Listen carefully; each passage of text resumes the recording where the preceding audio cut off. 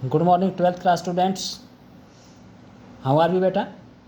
I hope you will be quite fit and fine at your home. Students, आज हम आपके इतिहास के जो 12th चैप्टर के कुछ इम्पोर्टेंट पॉइंट्स हैं उनको डिस्कस करेंगे. And the title of the chapter is colonial cities, urbanisation, town planning and architecture. अर्थात औपनिवेशिक शहर, नगरीकरण, नगर योजना और स्थापत्य. तो आइए इसके कुछ जो महत्वपूर्ण जो पॉइंट हैं, अंश हैं इस विषय के, उसको डिस्कस करते हैं और लर्न करने का प्रयास करते हैं. बेटा, फर्स्ट पॉइंट है कि मद्रास, कलकत्ता तथा बम्बई तीनों शहर मूलतः मत्स्य ग्रहण तथा बुनाई के गांव थे. तो बेटा, जो ये आज महानगर दिखाई देते हैं आपको, मेट्रोपॉलिटन सिटीज़ के तौर पर हमको जानते हैं, तीनों ही बड़े शहर हैं, इंडिया के जाने माने शहर हैं ये. चाहे मद्रास है या कलकत्ता है या बम्बई है, तीनों के नाम आप चेंज कर दिए. मद्रास को चेन्नई, कलकत्ता को कोलकाता, बम्बई को मुंबई के नाम से जानते हैं. परंतु आज भी इंडियन इकोनॉमी के बड़ी धुरी कही जा सकती हैं. ये बड़े शहर हैं और भारत के प्रसिद्ध शहर हैं, ना केवल भारत के बल्कि पूरे विश्व के. परंतु जब अंग्रेज़ यहाँ पर आए तो उस समय ये वर्तमान रूप में नहीं थे, उस समय इतने विकसित नहीं थे. ये मामूली गांव के समान ही होते थे और मुख्यतः मछली पालन, मत्स्य मतलब होता है मछली पालन और बुनाई करने वाले जो लोग थे वो ज़्यादा रहते थे. मछली पालन करने वाले और बुनाई करने वाले लोग ज़्यादा रहते थे. वे इंग्लिश ईस्ट इंडिया कंपनी की व्यापारिक गतिविधियों के कारण व्यापार के महत्वपूर्ण केंद्र बन गए. तो तीनों ये शहर, चाहे मद्रास है या कलकत्ता है या बम्बई है, ये तीनों ही ब्रिटिश ईस्ट इंडिया कंपनी के आगमन के बाद जब उनकी व्यापारिक जो गतिविधियाँ हैं, जो उनकी फाइनेंशियल जो एक्टिविटीज़ थी, उनके सेंटर बन गए थे, ये केंद्र बन गए थे. उसके कारण ये काफ़ी महत्वपूर्ण होते चले गए, व्यापार के केंद्र बन गए. नेक्स्ट है कंपनी के एजेंट 1639 यानी 1639 में मद्रास में तथा 1690 में कलकत्ता में बस गए. तो कंपनी के एजेंट कौन थे? जो कंपनी के लिए काम करने वाले थे. 1661 में बम्बई को ब्रिटेन के राजा ने कंपनी को दे दिया था. तो बम्बई, जो वर्तमान बम्बई नहीं, छोटे छोटे द्वीप होते थे यहाँ पर, और ये द्वीप पहले 1534 में पुर्तगालियों ने गुजरात के जो उस समय के शासक होते थे बहादुर शाह, उनसे द्वीप हथिया लिए थे. और बाद में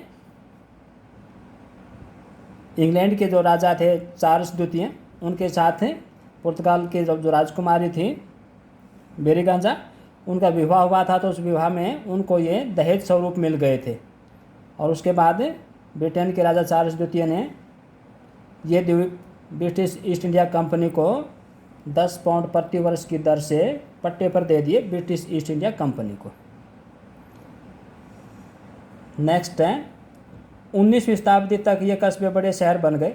तो धीरे धीरे गांव से कस्बे और कस्बे से शहर के तौर पर इनका डेवलपमेंट होता चला गया.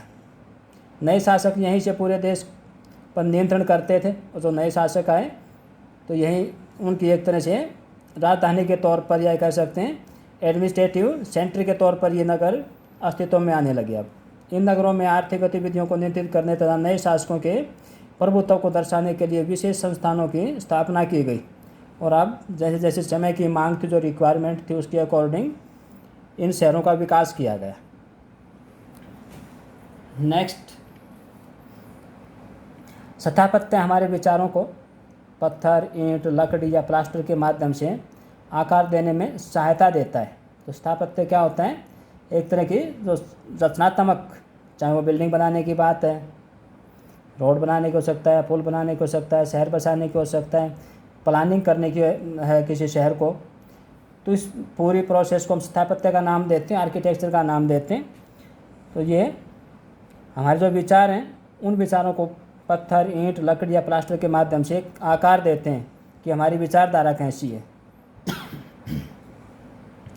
सरकारी अधिकारी का बंगला, धनी व्यापारी के भव्य आवास तथा श्रमिक की साधारण झोपड़ी तक सभी बहुन सामाजिक संबंधों और पहचानों को दर्शाते हैं। तो उस समय की किसी भी समय को हो सकते हैं, हिस्ट्री की बात करें तो हम तो उस समय के जो आवास हैं राजा के अलग से मिलेंगे, जो राजा के मंत्री हैं या जो बड़े ऑफिशियल हैं उनके जो रेजिडेंस हैं वो अलग से मिलेंगे, और जो दूसरे आम नागरिक हैं उनके जो आवास स्थल हैं वो अलग किस्म के मिलेंगे। और वो समय की राजनीतिक, आर्थिक और सांस्कृतिक और स्थापत्य जो वास्तुकलाएँ उसका परिचय देते हैं। नेक्स्ट है, दक्षिण भारत के नगरों जैसे मदुराई और कांचीपुरम के मुख्य के अंदर मंदिर होते थे। ये नगर महत्वपूर्ण व्यापारी के अंदर भी थे, परंतु धीरे धीरे ब्रिटिश ईस्ट इंडिया के आगमन के बाद जो हमारे पुराने शहर थे, जो हमारे कल्चर के, हमारे सिविलाइजेशन के सेंटर हुआ करते थे, धीरे धीरे वो अपनी पुरानी इम्पोर्टेंस खोते चले गए। नेक्स्ट है बेटा, अखिल भारतीय जनगणना का पहला प्रयास 1872 में किया गया। पहली बार सेंसस का प्रयास, जनगणना का प्रयास 1881 से दशकीय अर्थात हर 10 साल में होने वाली जनगणना एक नियमित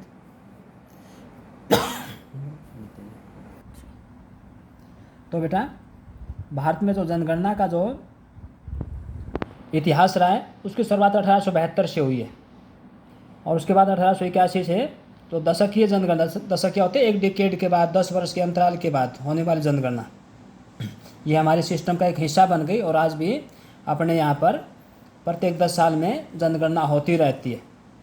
भारत में शहरीकरण का अध्ययन करने के लिए जनगणना संबंधी आंकड़े एक बहुमूल्य स्रोत हैं। तो आज भी जनगणना के जो हमारे डाटाज हैं, जो हमारे आंकड़े हैं, जो डिटेल्स हैं, उसकी स्टडी की जाती है कि क्या बदलाव आ रहे हैं। अनेक प्रकार की जो जानकारियाँ हैं, अनेक प्रकार की जो इन्फॉर्मेशन है, जिनके आधार पर भविष्य की योजनाएं बनाई जाती हैं, वो जनगणना से हमें प्राप्त होती हैं।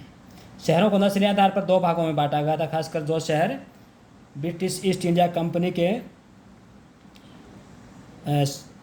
दौरान या उनके अधिकार के दौरान या उनके वर्चस्व के दौरान जो अस्तित्व में आए या जिनका विकास हुआ। तो बेटा ऐसे शहर 2 हिस्सों में बटे होते थे। एक हिस्सा वो था जिसको वाइट टाउन कहते थे, जहाँ पर गोरे लोग रहते थे। गोरे कौन? अंग्रेज़ लोग रहते थे, यूरोपियन लोग रहते थे। और दूसरा ब्लैक टाउन होता था, जहाँ पर भारतीय लोग रहते थे, इंडियन लोग रहते थे।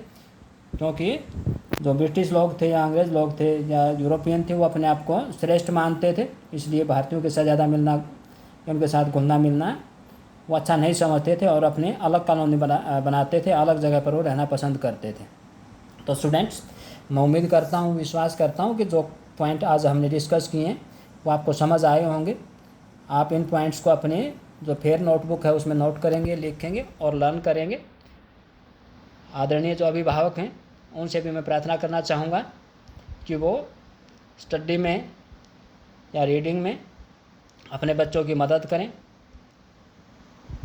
और समय समय पर उनको नैतिकता संबंधी जानकारी देते रहें और उनका मार्गदर्शन करते रहें। थैंक यू बेटा, हैव अ नाइस डे।